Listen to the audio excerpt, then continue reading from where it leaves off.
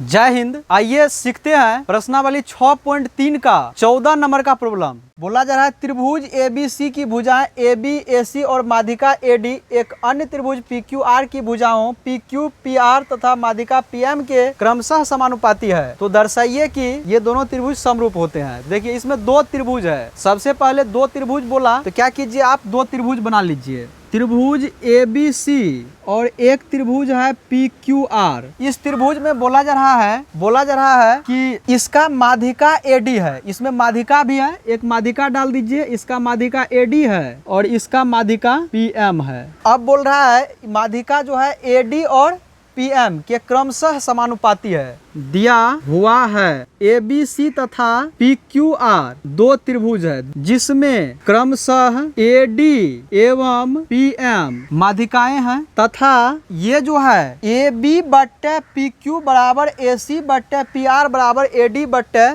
PM के बराबर है। ये क्वेश्चन में बोल रहा है समानुपाती है। कहने का मतलब AB बट्टे PQ हो जाएगा, क्रमशः है। कहने का मतलब AB का अनुपात PQ के साथ, AC का अनुपात PR के साथ बराबर AC बट्टे PR बराबर हो जाएगा AD बट्टे PM। तो सिद्ध करना है ये दोनों बड़ा वाला त्रिभुज समरूप होते हैं। त्रिभुज ABC और समरूप त्रिभुज PQR, ये चीज हमको सिद्ध करना है। एक बात आपको हम बता देना चाहते हैं, ये जब माध्यिका है तो AD माध्यिका का काम है अपने आधार को दो बराबर भागों में बांटना। कहने का मतलब ये x होगा तो ये भी x होगा, ये y होगा तो ये भी y होगा। अब आएगा यहाँ प्रमाण से सवाल बनाना स्टार्ट करेंगे। तो जो दो त्रिभुज को समरूप करना है उसका सर्वप्रथम प्रमाण में नाम लिख लेंगे। तो त्रिभुज ABC तथा त्रिभुज PQR में, ये त्रिभुज में कम से कम आपको दो चीज बराबर लाना है। कोण से रिलेटेड होगा दो चीज और भुजा से रिलेटेड अगर आएगा तीन चीज बराबर लाना है। कोण से रिलेटेड तो अभी है ही नहीं, अगर भुजा से भी रिलेटेड देखते हैं तो AB बट्टे PQ बड़ा वाला त्रिभुज का AC बट्टे PR दो ही भुजा का अनुपात है, तीसरा भुजा का अनुपात इसमें नहीं है। इसमें क्या करना पड़ेगा, यहाँ पर कोई भी दिमाग नहीं लग रहा है। जहाँ पर दिमाग नहीं लगता वहां पर किया जाता है रचना। इस सवाल में सबसे पहले क्या करना पड़ेगा,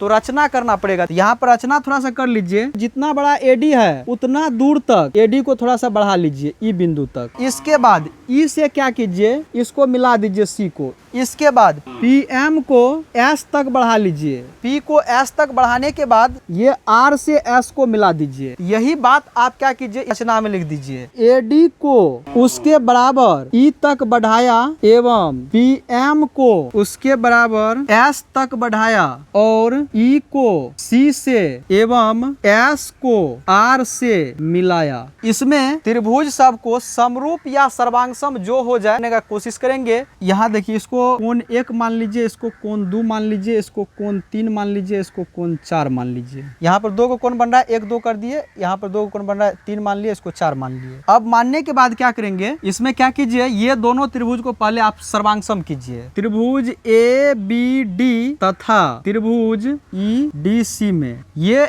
AD बराबर DE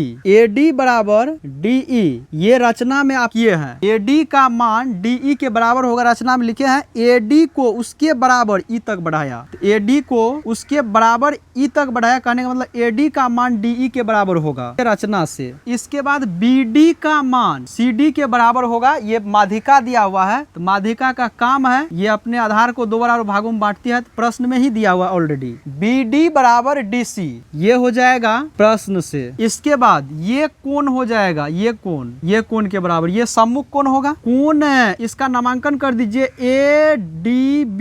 एंगल ADB बराबर एंगल CDE या EDC। ये कहां से, तो ये सम्मुख कोण से हो जाएगा। S आया A आया, तो पर में होता है SAS सर्वांग समता। समरूपता क्यों नहीं, क्योंकि भुजा बराबर लिए, भुजा का अनुपात नहीं आया है। भुजा बराबर होने के कारण यहाँ पर सर्वांग समता होगा। क्या हो जाएगा, त्रिभुज ABD सर्वांगसम त्रिभुज D है, D के बराबर, तो D को 3 नंबर में तो रखबे कीजिए। इसके बाद AD बराबर DE है, तो E को 2 नंबर में रख दीजिए इसके बाद ई को, इसके बाद बच गया आपको सी, तो सी रख दीजिए, CED हो जाएगा। इसके बाद जो चीज बराबर नहीं दिया वो चीज छाटिए, मतलब जो है सो क्या हो जाएगा, तो AB बराबर CE, तो ये हो गया CP/CT से, ये समीकरण 1 मान लीजिए इसको। तो AB का मान हो गया CE के बराबर, समीकरण 1 हो गया। इसी प्रकार से अब ये दोनों त्रिभुज को सर्वांगसम कीजिए। त्रिभुज PQM तथा MSR में ये दोनों त्रिभुज को सर्वांगसम कीजिए। इस दोनों त्रिभुज को जब सर्वांगसम कीजिएगा तो इसमें देखिए क्या बराबर दिया है, तो PM बराबर देखिए MS दिया हुआ है, PM बराबर MS, ये कहाँ से लिखे हैं, रचना से। PM बराबर हो जाएगा MS, QM बराबर हो जाएगा MR। प्रश्न में ही बोला जा रहा है PM माध्यिका है, इसीलिए ये दो बराबर भागों में बट जाएगा QR, तो QM बराबर हो गया MR, ये प्रश्न से। इसके बाद क्या हो जाएगा, इसका सम्मुख कोण बराबर होगा, कहने का मतलब कोण, इसका कोण ये हो गया, मतलब PQM त्रिभुज का ये कोण के बराबर होगा, कोण नियम से, तो सम्मुख कोण से। तो इसको एंगल PMQ बराबर एंगल SMR, ये हो गया सम्मुख कोण से। पहले भुजा आया, फिर भुजा आया, फिर कोण आया, तो भुजा के लिए S आता है साइड, तो ये हो गया SA, तो इसको सेटिंग करके लिखिएगा तो SAS, सर्वांग समता प्रमेय से। त्रिभुज PQM सर्वांगसम त्रिभुज PQM सर्वांगसम त्रिभुज हो जाएगा MSR, M पहले SR लिख लीजिए, SRM हो जाएगा। त्रिभुज PQM सर्वांगसम त्रिभुज SRM हो गया। इसके बाद जो है इसका CP/CT से संगत भुजा बराबर छाट लीजिए, PQ बराबर हो जाएगा SR, ये हो गया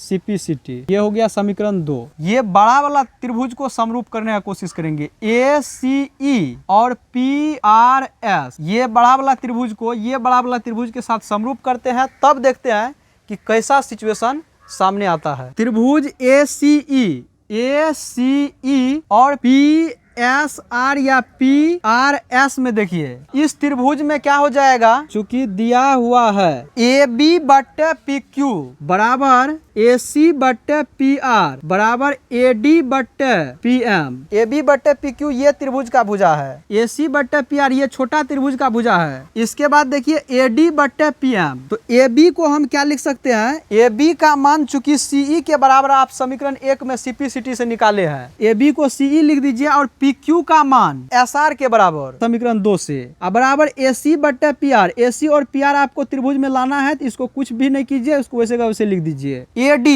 देखिए, AD ये ऊपर वाला त्रिभुज का ही है दोनों, और PM जो है ऊपर वाला त्रिभुज का ही है, आपको पूरे लेना है AE, तो AD को आप लिख सकते हैं, पूरे AD है, इतना दूर AD है, AD का मान है DE के बराबर, तो इसीलिए आप AD को लिख सकते हैं AE/2। अब ई PM को हम क्या लिख सकते हैं, ये पूरे /2, मतलब PS बट्टा हो जाएगा 2। तो इस प्रकार से ये 2 से 2 कट जाएगा, तो ये बच गया CE/SR AC/PR बराबर AE/PS। ये जो है कहाँ से लिखे हैं, समीकरण 1 एवं 2 से। इसमें देख रहे हैं ये दोनों त्रिभुज में, ये दोनों बराबर वाला त्रिभुज में जो है सभी भुजा का अनुपात ही बराबर आया है, तो इसका मतलब SS ये हो जाएगा SSS समरूपता प्रमेय से। त्रिभुज ACE समरूप त्रिभुज, भुजा का अनुपात आया है तो इसीलिए समरूप होगा। PRS ACE इधर से मान बैठा है, उसमें भी इधर से ही बैठाइएगा PRS। इसके बाद क्या करेंगे, इसका संगत कोण आपस में बराबर छाटेंगे, यहाँ पर हो जाएगा CP/CT से। कोण A जो लीजिएगा तो ये इतना ही दोये तक है, इसका मतलब कोण 2 बराबर हो जाएगा कोण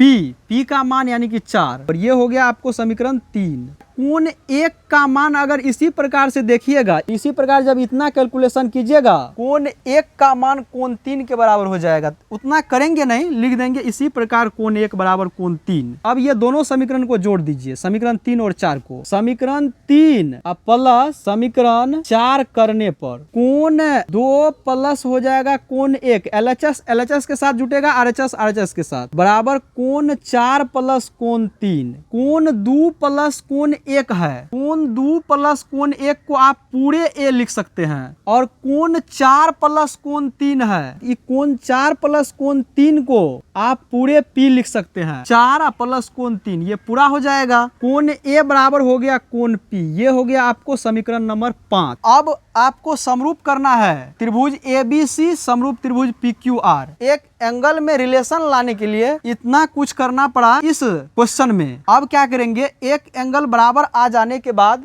जो दो त्रिभुज को आपको मेन दो त्रिभुज को समरूप करना है उसका इसके बाद नीचे में नाम लिखिए।